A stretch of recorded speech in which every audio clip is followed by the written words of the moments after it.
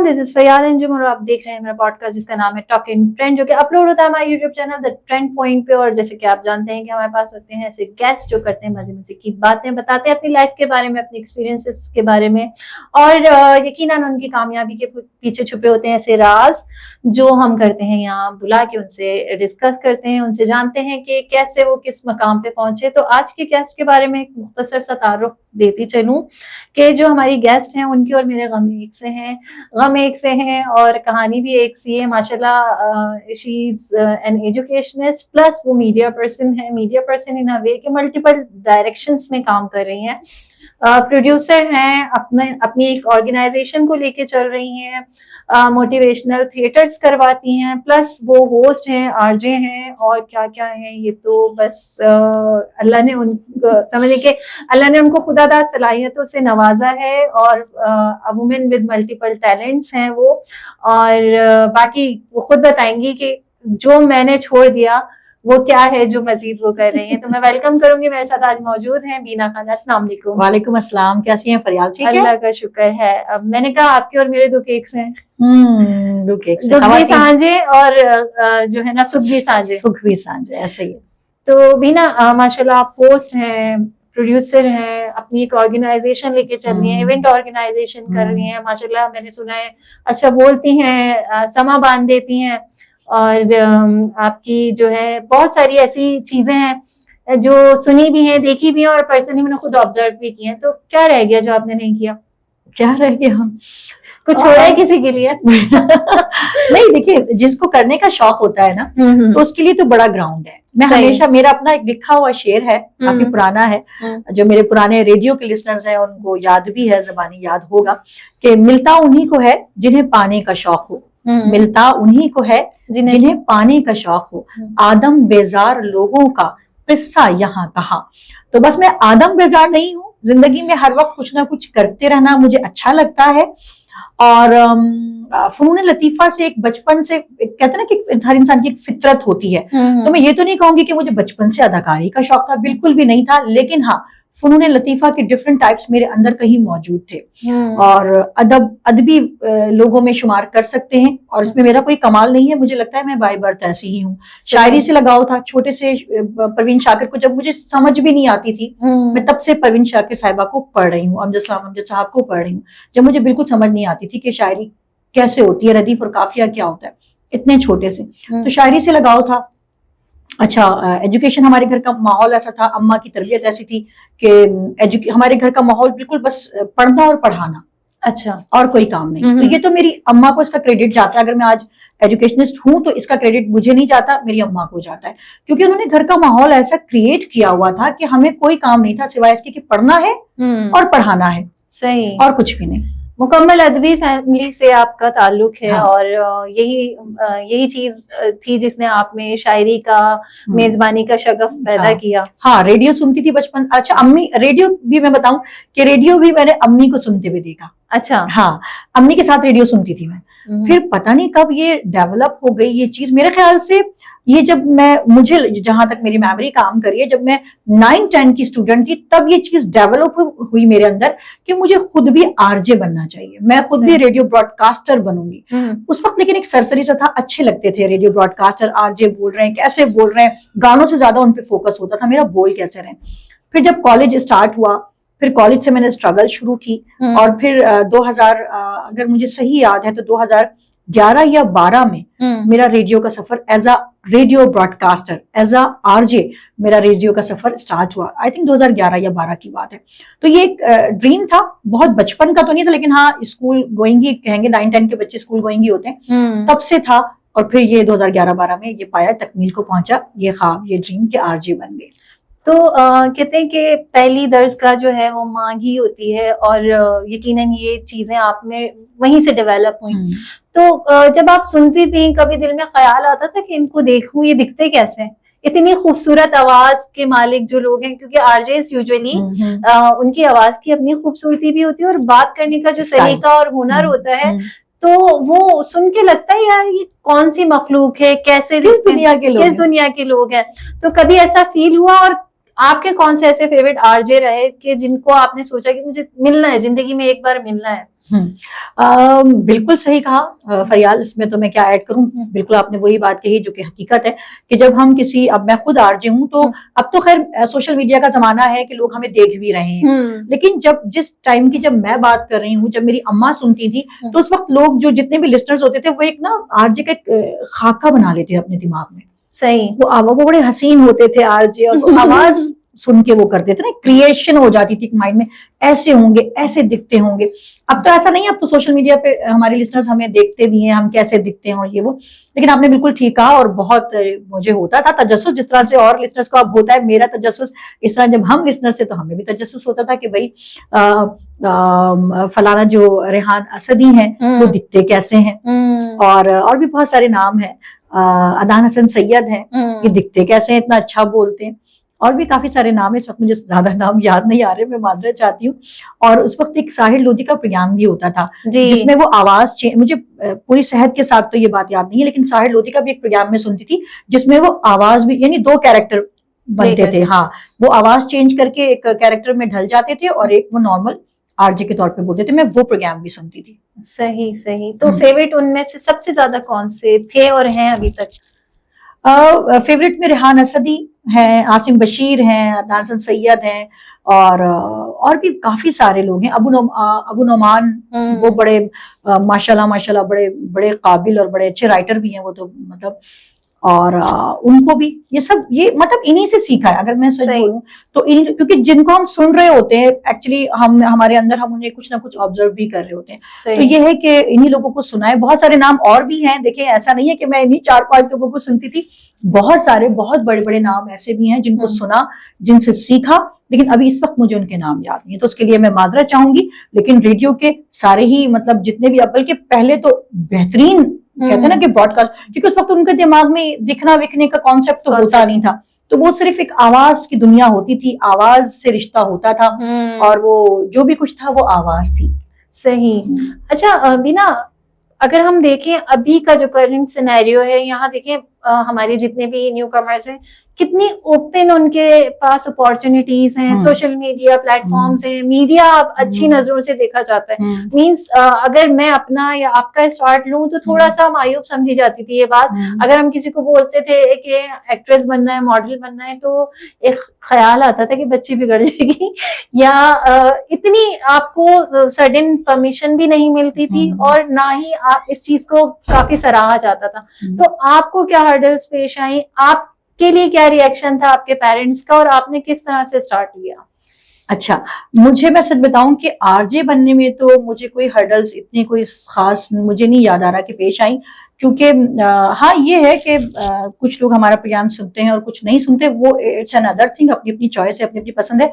लेकिन फैमिली की तरफ से आरजे के सफर की जहां तक बात है तो मुझे कोई हर्डल्स नहीं पेश आई। अच्छा। मुझे कुछ किसी ने, इवन कि मेरे हस्बैंड ने भी मुझे नहीं रोका। तो आरजे में तो मुझे, मतलब रेडियो ब्रॉडकास्टर बनने में मुझे कोई हर्डल्स नहीं आई। सही। वो अलग बात है कि वो ऑडिशन हो रहे हैं, वो हो रहे हैं, लेकिन अगर आप जो आपका सवाल का जो मैं समझ रही हूँ कि फैमिली और रिश्तेदार और ये सब जो होते हैं, जो रुकावट है कि हाँ है, लड़की तो खराब हो गई, ऐसा कुछ नहीं था मेरे साथ। अच्छा, ये सोचा जाता था अब इससे शादी कौन करेगा, अब ये काफी मजबूत इरादों की खातून है और ये शौहर की नहीं सुनेगी, इसकी बनेगी नहीं शौहर के साथ, तो ये परसेप्शन था पहले। तो आपने जब शौहर को काबू कर लेना औरत का टैलेंट होता है, लेकिन असल टैलेंट तो इन लॉस के साथ आता है ना, उनके साथ क्या केमिस्ट्री रही, वहां किस नजरिए से आपको लेते थे वो लोग, और क्या सपोर्ट करते थे या डिमोटिवेट करते थे, क्या रिएक्शन होता था? अच्छा, मैं इन लॉस के हवाले से अगर आपने सपोर्ट का या डिमोटिवेट की जहां तक बात की, तो मैं बताऊं कि जब मैं शादी होकर गई तो मेरे सास ससुर हयात नहीं थे। अच्छा। मेरे सास ससुर थे नहीं, और मेन लीड तो वही होते हैं ना, जो हस्बैंड के जो पेरेंट्स होते हैं। तो जब मैं शादी की गई तो हस्बैंड के पेरेंट हयात नहीं थे। सही। तो मुझे वहां से भी कोई हर्डल नहीं हुई, मतलब क्योंकि फिर वो जो दूसरे रिश्ते होते हैं जो हमारे साथ रहते हैं, जैसे जेठ जेठानी नंद, तो इधर से मुझे ऐसा कोई, अगर आप इसकी बात करें, सपोर्ट भी नहीं था। अच्छा। लेकिन क्या कहना चाहिए, इंटरफेरेंस भी नहीं था। सही, इंडिपेंडेंट थी आप। हाँ एग्जैक्टली। मैं मतलब हस्बैंड का होता है जो मुझे लगता है। तो अल्लाह का शुक्र है कि उन्होंने तो कभी भी मुझे हमेशा मेरा साथ दिया है। और आज जब मैं यहाँ बैठी हुई आपको इंटरव्यू दे रही हूँ, तो अगर मैं बोलूँ कि अम्मा के बाद मैं किसको क्रेडिट दूंगी कि आज जो भी कुछ हूँ मैं, जो भी हूँ, जितनी भी कामयाबियां हैं, तो अम्मा है नंबर 1 पे। तो और अम्मा के बाद जो है मैं अपने हस्बैंड को ही क्रेडिट देती हूँ, क्योंकि उनका सपोर्ट ही है जो मैं यहाँ बैठी हूँ और आपसे बात कर रही हूँ। सही। अरे थोड़ा सा हम एक टची टॉपिक एक औरत के हवाले से डिस्कस करते हैं। दूसरी शादी को किस नजरिए से देखती हैं आप? मतलब थोड़ा एक्सप्लेन कीजिए क्या मीन्स के अगर कोई हस्बैंड अपनी बीवी से परमिशन मांगता है कि यार मुझे दूसरी शादी करनी है, तो क्या मतलब क्या रिएक्शन होता है? होनी चाहिए, इजाजत देनी चाहिए, नहीं देनी चाहिए, या आप पर्सनली इस चीज को किस तरह से देखते हैं? फरियाल ने जो मुझसे इस वक्त सवाल किया है ना, इसके लिए एक अलग से पॉडकास्ट का प्रोग्राम होना चाहिए क्योंकि मैं बड़ा डिटेल जवाब दूंगी तो फिर लंबा हो जाएगा। देखिए, हमारी सोसाइटी में एक मसला है फरियाल, ठीक है, कि हम मैं क्या सोचती हूँ इसको छोड़े, आप मजहब क्या कहता है उस पर बात कीजिए। सही। मजहब क्या कह रहा है, कैसे कह रहा है, सही, कंडीशंस क्या है, हम उस पर बात नहीं करते। हम एक, मैं कहती हूँ, एक इलिटरेट पर्सन की तरह बोलते हैं कि चार शादियां कि तुम वो इजाजत मिली हुई है। नहीं, ऐसा नहीं है फरियाल, इतना सिंपल नहीं है कि हम तो चार मर्द हैं, हम तो 4 शादियां कर सकते हैं। ऐसा नहीं है, ये रियल स्टोरी ही नहीं है। ना ही दीन ये कह रहा है। सही। दीन ने कुछ सिचुएशंस हैं, कुछ आपके कुछ माहौल है, कुछ शराइत हैं, कुछ जवाबित हैं, उनके अंदर उस सब में अगर आप उतरते हैं पूरे, तो then you can try, you can do this. सही। लेकिन ऐसे थोड़ी कि मैं तो मर्दों में 4 शादियां कर सकता हूँ, नहीं। कोई सुन्नत समझ आए ना आए ये वाली। हाँ, तो इसके अंदर बड़ी गहराई है, हम इसको स्टडी नहीं करते। सही। अगर पहले तो आप दूसरी शादी क्यों करना चाहते हैं, नंबर 1। नंबर 2, क्या आप दूसरी बीवी को पहली बीवी की तरह प्रॉपर उसकी जो जरूरियात हैं वो पूरी कर पाएंगे? फाइनेंशियली भी बात कर रही हूँ मैं, हर जरूरत की बात कर रही हूँ, ठीक है, किसी एक जरूरत की बात नहीं कर रही, ठीक है।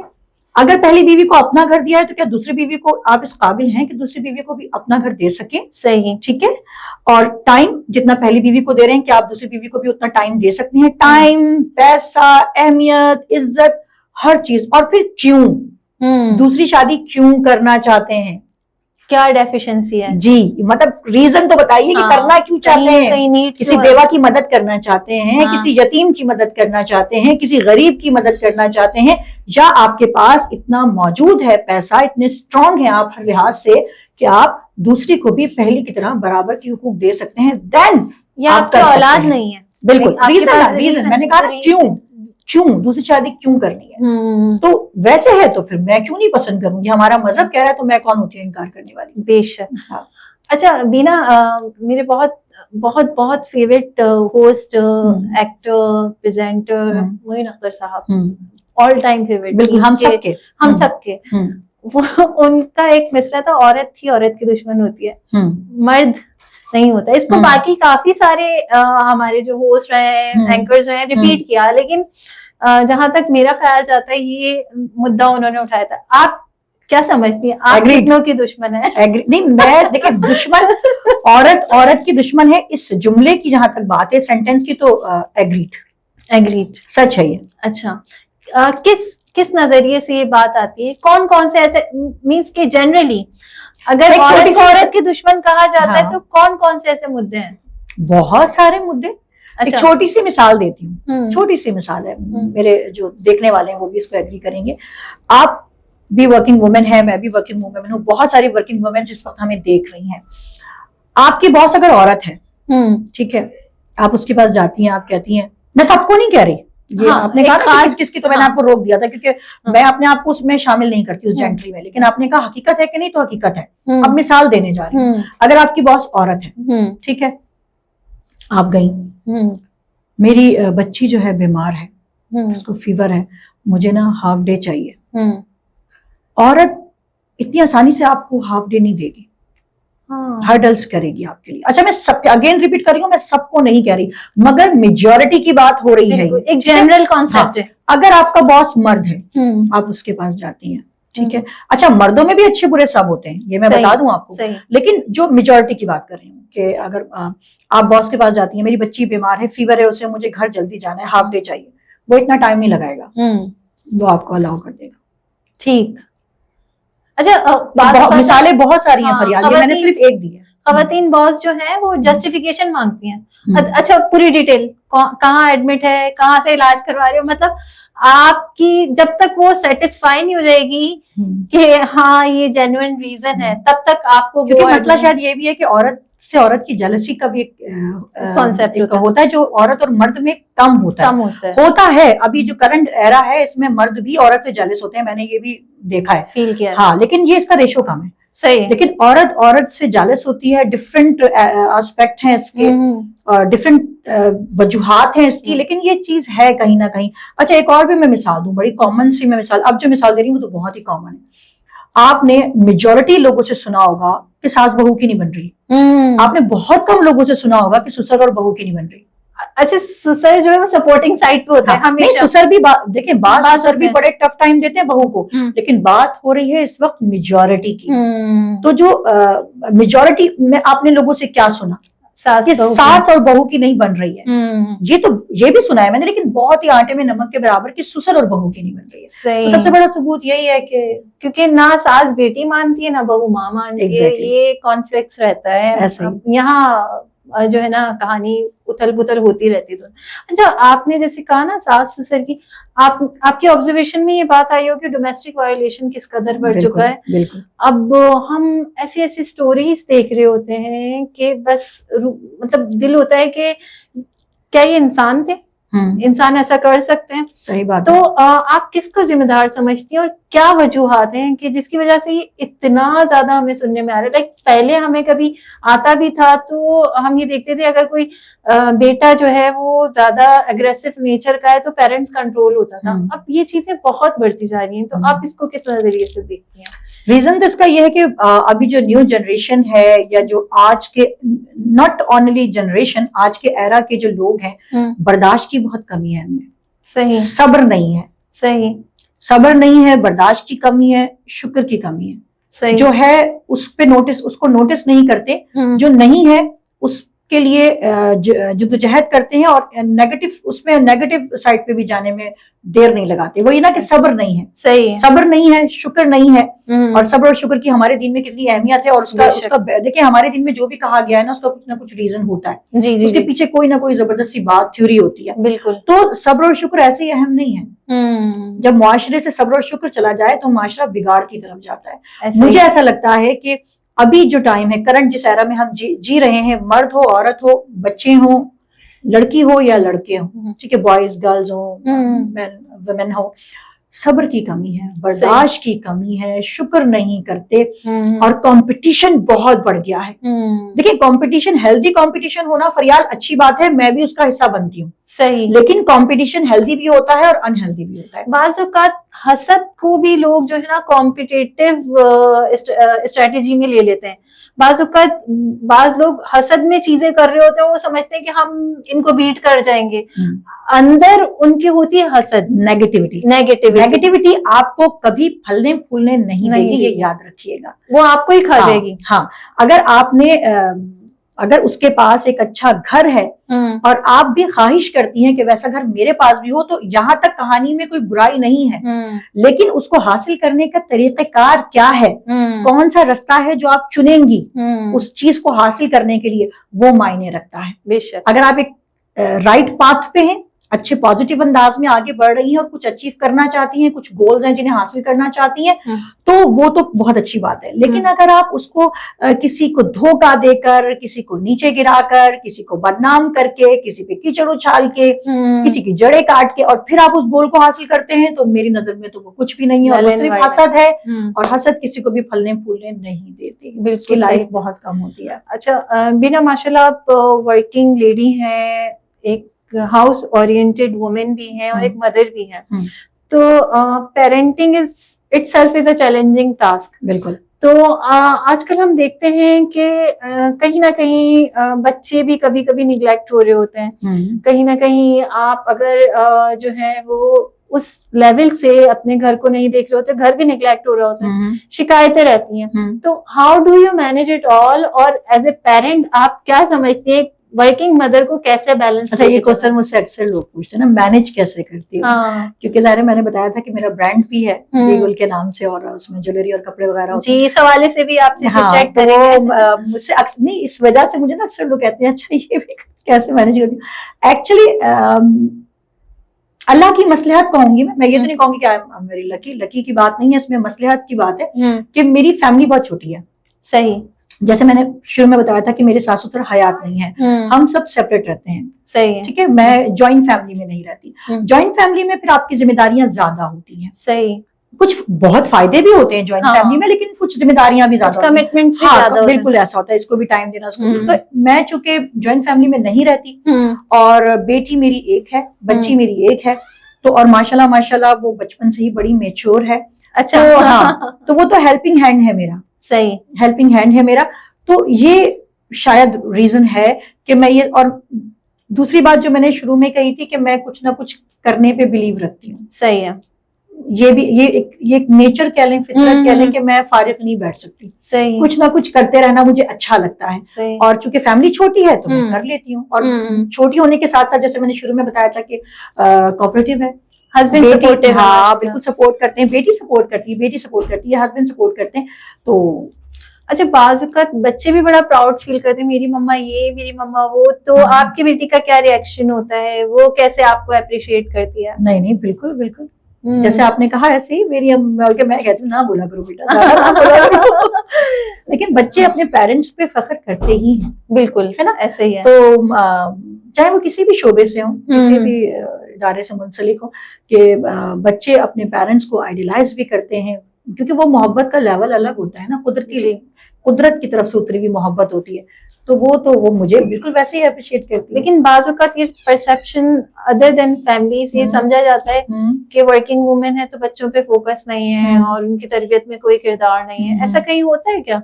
ऐसा होता है, लेकिन अगर आप मेरे मामले में पूछ रही हैं तो जैसे मैंने बताया कि मेरी एक बेटी है तो मेरी तो सारी तवज्जो उसी ने ली है। सही। तब कोई पॉसिबिलिटी थी कि अगर मेरे 3-4 बच्चे होते तो शायद मैं इतनी सारी जिम्मेदारियों को या इतने सारे कामों को ना कर रही होती। सही। लेकिन चूंकि मेरी बेटी एक है तो और वो भी ऑलरेडी मेच्योर है, वो बचपन से समझदार है, वो जब 5 इयर्स की थी तब से समझदार है, उसने मुझे कभी तंग नहीं किया। पढ़ाई में आउटस्टैंडिंग है, पोजीशन होल्डर है, स्पीकर है वो माशाल्लाह, और माशाल्लाह होस्टिंग करती है, सिंगर है, नात खां है माशाल्लाह। और फयाल ने भी शायद मिली हुई है। जी, बिल्कुल। तो माशाल्लाह वो खुद माशाल्लाह बहुत अच्छा जा रही है। और मैं उसको, हालांकि मैं फरियाल आपको शायद मैंने बताया भी था कि मैं उसको बहुत ज्यादा चीजों में इन्वॉल्व नहीं करती, क्योंकि वही जो मैंने अपने घर का जो एक माहौल बताया था ना कि अम्मी बड़ी सख्त थी हमारी पढ़ाई में। अभी भी मेरी अम्मी पढ़ाई में बड़ी वो है कि कोई काम करो ना करो लेकिन पढ़ाई होनी चाहिए। हमारे साथ अम्मी ने यही किया। तो वो अम्मा वही तरबियत का असर तो होता है ना, तो मेरा भी ये होता है कि बेटी से कुछ करो ना करो, मुझे नंबर तुम्हारे पढ़ाई में तुम्हें अच्छा जाना है। तो माशाल्लाह मेरी बेटी माशाल्लाह पोजीशन होल्डर है, बचपन से पोजीशन होल्डर है। And we wish her a very good life ahead. बेटियों के नसीब अच्छे हो तो माँ बाप जो है वो सुकून में जिंदगी गुजार रहे होते हैं। आमीन। अच्छा, दूसरी बात, कोई मैसेज आप किसी भी हवाले से, सोसाइटी के हवाले से, जनरेशन के हवाले से, मौजूदा मुल्की हालात के हवाले से, किसी भी हवाले से हम हमारी ऑडियंस को देना चाहें तो? ठीक है, मैसेज तो क्या दूंगी मैं, लेकिन हाँ जैसी मैं हूँ वही मैं कहूंगी। जैसे मैंने शुरू में कहा था कि जिंदगी बेमकसद नहीं होनी चाहिए। जिंदगी में कोई ना कोई गोल, कोई ना कोई मकसद जरूर बनाए, और कुछ ऐसा करें जो आपके लिए भी बेनिफिशियल हो, लेकिन आपके साथ साथ आपके मुल्क के लिए भी बेनिफिशियल है। कुछ ऐसा करें कि आप अपने आप को भी कामयाब करें और पाकिस्तान का नाम भी पूरी दुनिया में रोशन करें। और लास्ट में एक शेर कहना चाहूंगी। बिल्कुल, मैं यही कहने लगी थी कि कुछ सुना दें। अच्छा जी, अब जब ऐसा टाइम होता है ना कुछ सुना दें तो सारा दिमाग में जो जितने भी अशार होते हैं ना वो गुडमुड होने लगते हैं। चलें, जो मुझे इस वक्त याद आ रहा है ना मैं वही सुना देती हूँ, ठीक है।